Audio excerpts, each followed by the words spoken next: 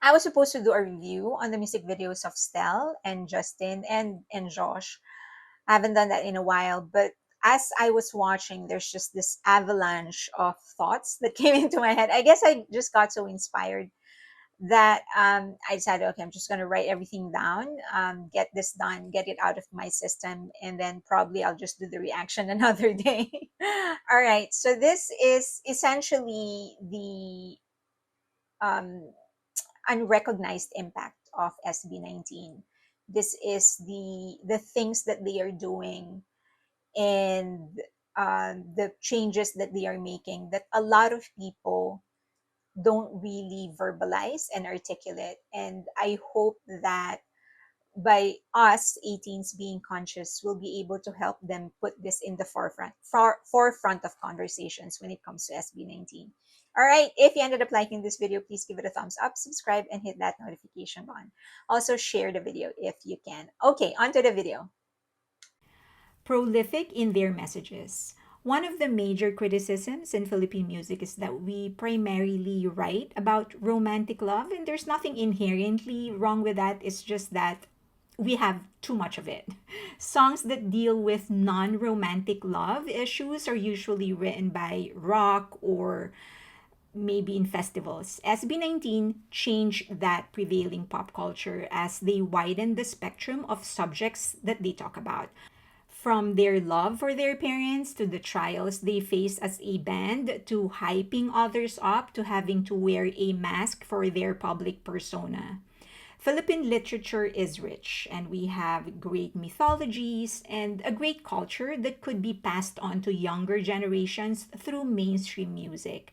This is actually connected to the next point: actual substance in their songs. In any body of art, there is form and there is substance. Form refers to the physical structure of a work, while substance is the philosophical concept or the meaning of the work. Many songs actually have great form, great rhymes, great beats, but lack depth.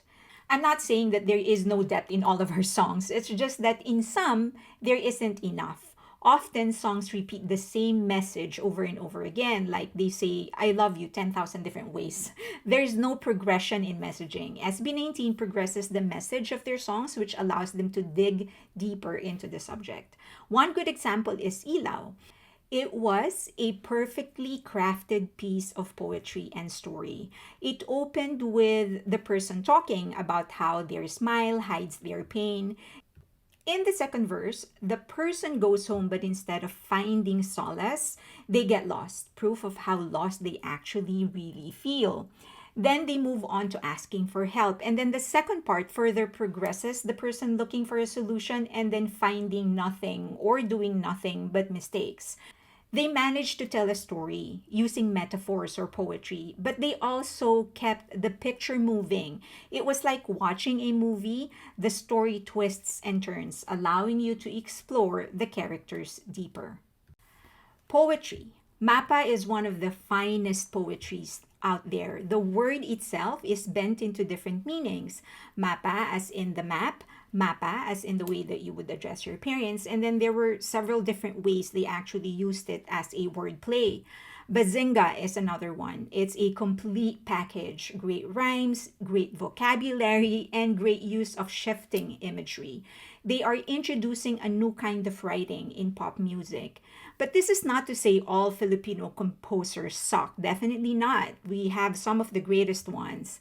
I'm just talking about how they are contributing to its growth by introducing new lyrical style not commonly used in pop music in the Philippines. Reinventing music videos. Some music videos give dazzling sets and top notch cinematography. Then there are music videos that tell stories. SB19 takes it a step further by connecting music videos to each other, elevating music videos to more than just a visual accompaniment of a song. To a certain degree, they are creating a bigger piece of art using existing pieces of art. This could potentially open other opportunities to further explore the narrative. It also pulls in the audience for a deeper engagement. The artist connects with the audience in more than just one medium. And that could also strengthen the connection between the artist and the fans, not to mention other fans may be introduced to the band through the narrative. They are linking the country. I really appreciate this, how they are starting to do concerts in distant areas in the country. It just connects us. I hope eventually they could build a place, probably a digital one, where fans can come together and meet each other. The Philippines has more than 180 ethno linguistic groups. It's not easy to find something that will connect all of us. So, something like this, especially because they are connecting us through art, specifically music, maybe this is a building block for us to strengthen our relationships as Filipinos, even though we actually have different cultures and different languages. Storytelling in beats and melodies. I remember how the intro of what felt like the entrance of colors in official government gatherings. The part when the flag marches in carried by soldiers. They kept that theme the entire song, and the primary imagery of the song is a flag. Their beats, instruments, and melodies complement the lyrics in order to tell a thicker story. They don't just create beats just for the sake of creating something catchy. It's always to serve a bigger purpose for the art. Whatever we get is what they want to give. This is purity at its finest. Since they are not fully in control of their career, nobody is telling them what to do. We know that what we get is what they want to give. There's a certain purity in that. There's no big bad company that is forcing them to do something they don't want them to do, or forcing them to sing songs that they don't want to sing. This is them. What we see and get is what they want to offer us. There's nothing purer than that. They followed a legacy of failures. There have been many Philippine boy bands in the past, and many of them are successful, but not in the form of boy bands of today. Many have tried, and most have failed. It was sheer determination that they decided to try despite the legacy of failures in this genre. And what's even more impressive is that they're actually succeeding. And it is the kind of success that is big enough to open the Philippine market for more boy bands and girl groups in this kind of genre. I think another important but unquantifiable contribution that they are making is the story that they are creating, and the story that they are living in their personal lives, but more importantly, in their professional lives. It's very rare for a group to actually hack it themselves.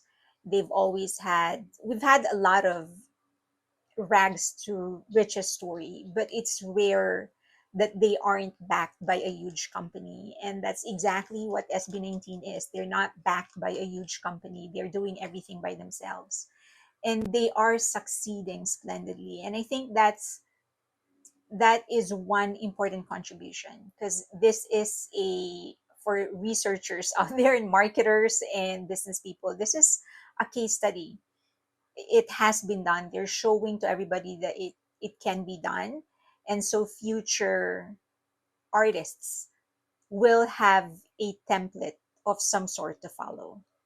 I do know that they still have a lot to give, and I hope that I will be here long enough to see the peak of their career, because I know they haven't peaked. They still have a lot to give.